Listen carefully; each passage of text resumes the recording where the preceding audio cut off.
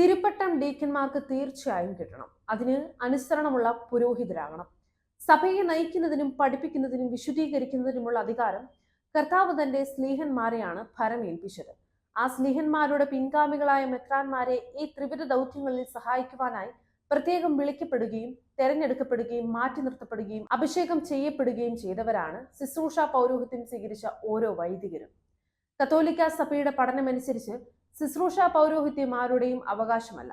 വിളിക്കപ്പെട്ടവരും തെരഞ്ഞെടുക്കപ്പെട്ടവരും വളരെ ചുരുക്കം പുരോഹിത ശുശ്രൂഷകരെ ഉത്തരവാദിത്തപ്പെട്ട സഭാ ഭരണാധികാരികളാണ് തെരഞ്ഞെടുക്കുകയും തിരുപ്പട്ടം വഴിയായി സഭാ ശുശ്രൂഷയ്ക്കായി നിയോഗിക്കുകയും ചെയ്യുന്നത്.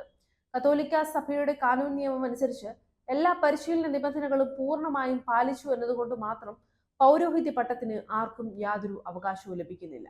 പുരോഹിത ശുശ്രൂഷികളുടെ അവകാശങ്ങളെയും കടമകളെയും പറ്റി പൗരസ്ത്യ കാനൂന സംഹിതയിലെ 367 മുതൽ 393 വരെയുള്ള കാനൂനുകൾ വ്യക്തമായി പ്രതിപാദിക്കുന്നുണ്ട്. അവയിൽ പ്രധാനപ്പെട്ടവയാണ് ദൈവരാജ്യ പ്രഘോഷണവും കൂദാശകളുടെ പരികർമ്മവും റോമാ മെത്രാന്മാരോടും സ്വയാധികാര സഭയുടെ തലവനോടും രൂപതാ മെത്രാനോടുമുള്ള അനുസരണവും. കാനോന 761 ഇങ്ങനെയാണ് പറയുന്നത്: ഡീക്കൻ പട്ടമോ വൈദിക പട്ടമോ സ്വീകരിക്കേണ്ട അർത്ഥി സാധുവായി അഭിഷേകം ചെയ്യേണ്ടതിന് തിരുപ്പട്ടം സ്വീകരിക്കാൻ താൻ തയ്യാറാണെന്നും അതുമായി ബന്ധപ്പെട്ട ഉത്തരവാദിത്തങ്ങൾ സ്വയമായും സ്വതന്ത്രമായും സ്വീകരിക്കുന്നുവെന്നും സഭാ ശുശ്രൂഷയ്ക്കായി തന്നെ സ്ഥിരമായി അർപ്പിക്കുന്നുവെന്നും സാക്ഷ്യപ്പെടുത്തിക്കൊണ്ടും അതേസമയം തിരുപ്പട്ടം സ്വീകരിക്കാൻ തന്നെ അനുവദിക്കണമെന്നും അപേക്ഷിച്ചുകൊണ്ട് തന്റെ കയ്യൊപ്പോടുകൂടിയ ഒരു പ്രഖ്യാപനം തന്റെ രൂപതാ മെത്രാന് മേജർ സുപ്പീരിയറിന് സമർപ്പിക്കേണ്ടതാണ്.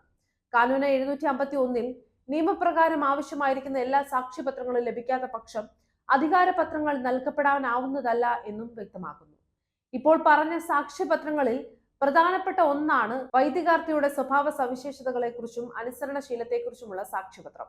ഏത് ജീവിതാന്തസ്സിലേക്ക് പ്രവേശിക്കുന്ന വിശ്വാസിയും ജീവിതാന്തസ്സിനെടുത്ത ഉത്തരവാദിത്തങ്ങളും കടമകളും ആത്മാർത്ഥതയോടെ നിർവഹിക്കുന്നതാണെന്ന് സത്യപ്രതിജ്ഞ ചെയ്യുന്നത് സാധാരണമാണ്. ദൈവനാമത്തിൽ അനുസരണവ്രതം പരസ്യമായി പ്രഖ്യാപിക്കുന്നത് വ്രതം ലംഘിക്കണമെന്ന ധാരണയോടെ ആണെങ്കിൽ അത് തിരുപ്പട്ടത്തിന്റെ സാധുതയെ തന്നെ ചോദ്യം ചെയ്യുന്നതാണ്. വിധേയത്വം ഒരിക്കലും പരാജയമല്ല എന്ന ബോധ്യത്തോടെ ഇനിയെങ്കിലും നമുക്ക് അനുസരണത്തിന്റെയും അതിലൂടെ സമാധാനത്തിന്റെയും മാർഗത്തിലൂടെ നടക്കാം. തിരുപ്പട്ടം ഉടനെ സ്വീകരിക്കാൻ സാധിക്കട്ടെ.